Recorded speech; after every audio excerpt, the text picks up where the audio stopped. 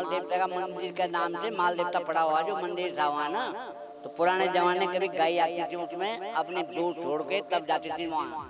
नमस्कार, मैं प्रियंका रावत। कभी कभी किसी जगह के नाम अपने अंदर एक पूरी कहानी छुपाए होता है। देहरादून की रायपुर ब्लॉक में बसा मालदेवता एक ऐसी जगह है जो सिर्फ प्राकृतिक सुंदरता के लिए ही नहीं बल्कि अपने अनोखे नाम के लिए भी जानी जाती है। क्यों पड़ा इसका नाम मालदेवता? इसके पीछे जुड़ी है आस्था, इतिहास और पुराने परंपराओं की दास्तान। देखिए हमारी एक खास रिपोर्ट। देहरादून शहर से करीब 18 किलोमीटर दूर सोंग नदी के किनारे बसा मालदेवता आज ये जगह पिकनिक स्पॉट और धार्मिक स्थल दोनों के रूप में मशहूर है, लेकिन इसके नाम की जड़ें सदियों पुरानी है। कहा जाता है कि ये रास्ता कभी व्यापारियों का प्रमुख मार्ग था। यात्रा शुरू करने से पहले व्यापारी यहाँ एक मंदिर में रुककर पूजा करते ताकि उनका माल और सफर दोनों सुरक्षित रहे। ऐसे माल और देवता के मेल से बना है मालदेवता।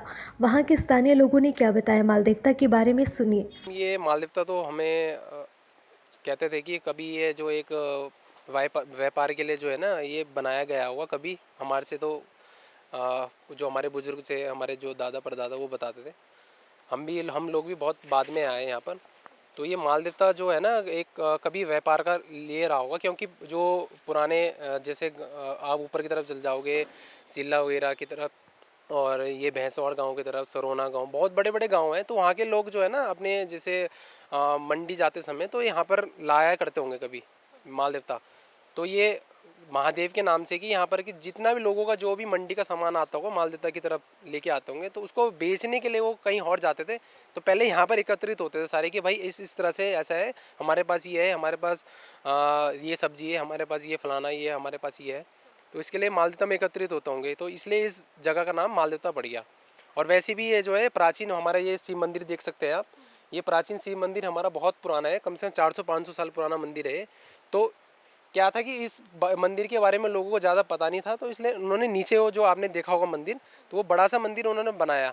तो इस वजह से भी वो जो है ना वो उस जगह का नाम ही मालदेवता पड़ गया। हो सकता है पहले उसका नाम कुछ और हो, बाद में वो धीरे धीरे बदल के मालदेवता हो गया। जैसे आपने देखा हो कहीं कहीं जगह के पहले नाम कुछ और होते हैं, बाद में समय के साथ वो परिवर्तित हो जाते हैं और नाम में। तो इसलिए जो है वो नाम मालदेवता पड़ गया होगा बाद में। हो सकता है उसका नाम पहले उसको थेवा बोलते थे, वो धीरे धीरे धीरे ऐसे करके वो उसका नाम मालदेवता पड़ गया।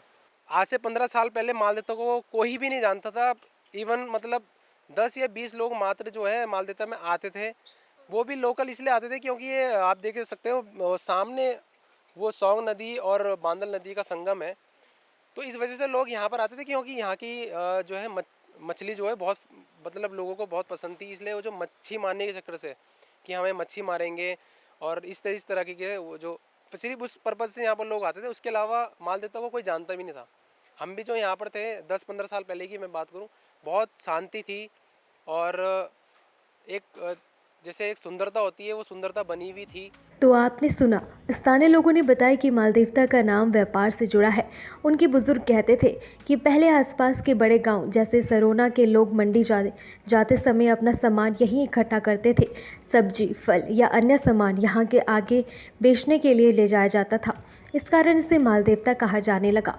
यहाँ का प्राचीन शिव मंदिर लगभग 400-500 साल पुराना है, लेकिन पहले कम लोगों को इसकी जानकारी थी। बाद में नीचे एक बड़ा मंदिर बनाया गया, जिससे ये स्थान और प्रसिद्ध हो गया। करीब 15 साल पहले तक मालदेवता को बहुत कम लोग जानते थे।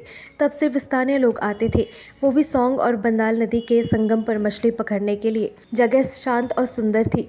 यहाँ का प्राचीन शिव मंदिर अब भी इस जगह की पहचान है। सिर्फ एक पहचान नहीं होता, वो उस जगह की रंगों में बसी कहानी और विरासत की जिंदा रखता है।